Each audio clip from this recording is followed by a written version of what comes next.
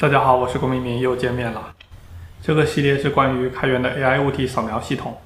之前用 GPU Hash 表解决了一些问题，里面其实引入了更多在图形资源和 Tensor 之间的 GPU Memory Copy。既然如此，要不要进一步重构一下？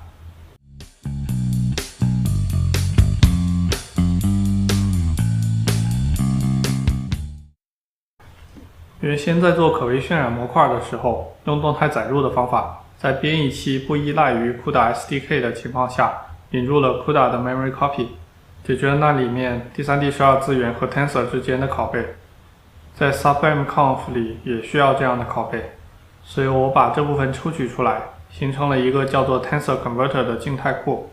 进一步思考一下，我们的流水线本身也有不少拷贝的情况，比如 Mask 生成器的输入是存放在一个第三、第十二文例里的图片，得拷贝到一个 Tensor 送去神经网络。原先用的是读回 CPU 的方式，现在能不能也用这个 Tensor Converter？ 没理由不行，是吧？确实不难，但这个过程中有很多人为障碍，带来了各种比羊杂碎还杂碎的小问题。实际上在此之前，我们的主程序从来没有直接使用到 libtorch， 要么通过 Python 来调用，要么在单独的 DLL 里，所以才一直没遇到这些问题。这里分享一下经验，朋友们遇到的话能少走弯路。首先是个接口依赖的问题， Tensor Converter 的接口有 libtorch 类型的直传递，虽然那些类型都设计成 Pimple 的模式，只有指针的大小，直传递也没有效率问题，但一旦用了直传递，这个头文件就得包含 torch 的头文件，这就自动依赖于一大堆 libtorch 的东西，包含了这个头文件的地方也得有这些依赖。解决这个的方法比较常规，把参数类型从 torch tensor 改成它的引用，然后加上预声明，就能不需要在公共头文件包含 libtorch 的头文件，返回值没关系，还能用值类型。但这只是解决了编译依赖，要命的在运行依赖。libtorch 的 DLL 是放在子目录底下的，如果 exe 依赖于它们，就启动不了。PyTorch 初始化的时候会设置一下 DLL 搜索目录，然后动态载入，这才避免了这个问题。我们静态导入就不行了。一般来说，遇到这个情况，声明成 delay load 可以绕开。delay load 的 DLL 虽然也是有个 lib 的导入库静态链接到 exe 的，但会在第一次调用的时候才载入，链接是静态的，载入是动态的。我知道很绕口，但就这么回事儿。但是 C10 存在全局变量，不允许弄成 delay load， 那就来硬的，把 Tensor Converter 改成 DLL， 它没有全局变量，能支持 delay load， 所有跟 libtorch 打交道的调用都封装在那里面，这就解决了运行的依赖问题。第一次调用到 Tensor Converter 的时候， PyTorch 已经完成了路径设置，能找到那些 DLL。 还没完，依然有个限制，主程序不能直接用 torch tensor， 否则还会需要 libtorch 的 DLL， 而我们只要在 Python 里面调用 tensor 就行。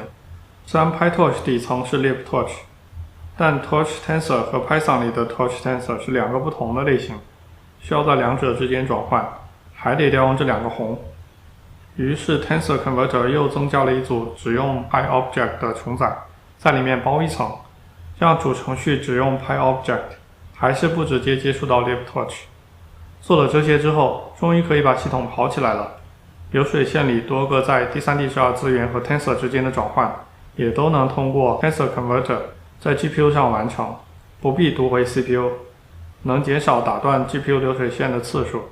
虽然每一处也就省下来毫秒级别的时间，但架不住拷贝的次数多。这一改进让总执行时间从63秒降到61秒。其实要完全去掉拷贝也不是不可能。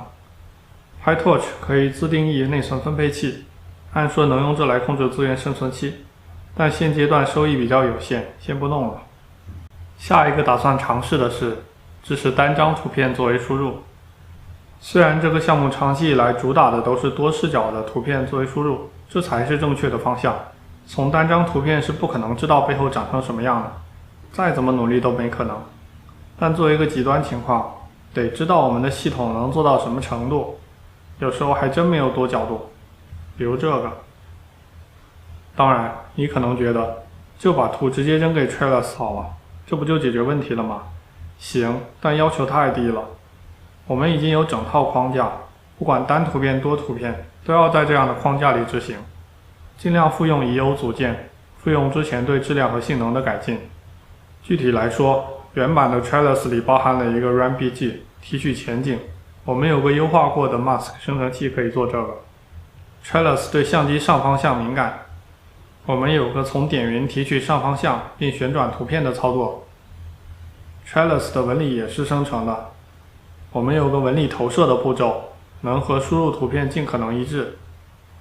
纹理尽量不能有光照，所以 Delighting 也得有。Trellis 用的 Flexi Cubes 通过可微渲染生成几何，我们也有个可微渲染的优化步骤。这些其实对输入式几张图片并没有要求，都能复用，所以现在问题变得比较清晰了。只有 SFM 这段需要增加对单张图片的支持，也就是我们需要有个假的 SFM， 能从单张图片生成点云，其他部分都不需要改才对。所以想到了什么？对，又是 Moji。SFM 里估计焦距的时候已经有它了，再用一次。它可以从单张图片生成点云，这个点云是在相机空间的。这里用 Moji 也仍然不是完整版。我们只要到点云，不需要估计深度，也不需要生采样成原始分辨率。顺便说一下，目前我还用的是 Moji 1，没有用最新的 Moji 2。Moji 2有个特点是输出的深度是公制单位的，以后可能可以用来校正 SFM 的大小。OpenMBG 的 SFM 结果是在自己的空间里，和物理世界存在一个 scale， 只有用 GPS、IMU 或者标注了一些控制点的真实大小，它才能把这个放入约束，解出符合物理世界大小的点云。如果用 Moji 2产生场景里一些物体的公制大小，传给 OpenMBG 作为控制点，应该能有些好处。说回来，我们可以用 Moji 合成这样的数据，一个点云，一个变换矩阵是单位阵的相机姿态，内参也不用经过点云校正，这在数据上就满足了输出的需要，测试也非常简单，3-2下就能做出来。然而，拿之前测试数据里的第一张作为单图片输入来测试，第一个坑出现了，估计出来的上方向反了，虽然不知道为什么，但继续往前拱。第二个坑出现了，可微渲染优化不动，详细看看，发现物体的 AABB 似乎比以前长了不少。这可以同时解释2个坑，看数值不好想象发生了什么，更何况存在 scale 的差异，画出来看看。把用多张图片和单张图片的点云和 AABB 都存出来，可以看出用 Moji 得到的点云比 SFM 的密很多， AABB 却不正常的长了很多，像不像水晶骷髅？还是异形？ AABB 变长了，以至于中心点低于平面，所以上方向判断正好相反。AABB 变长了，以至于 scale 估计变大了很多，可微渲染里物体看不全，找不到优化的方向。其实我存 AABB 的时候，每个顶点有个颜色的，但 MeshLab 对顶点颜色的处理有 bug， 都成了灰色的。既然知道了是 AABB 的情况，就来看看为什么。这个问题其实以前用 Moji 的时候也发现过，边缘上的深度估计的误差很大，不可靠。既然是这样就好办了，如果一个点和相邻点的深度超过一个阈值，就认为这个点可信度低，忽略掉，就这样解决了 AABB 的问题。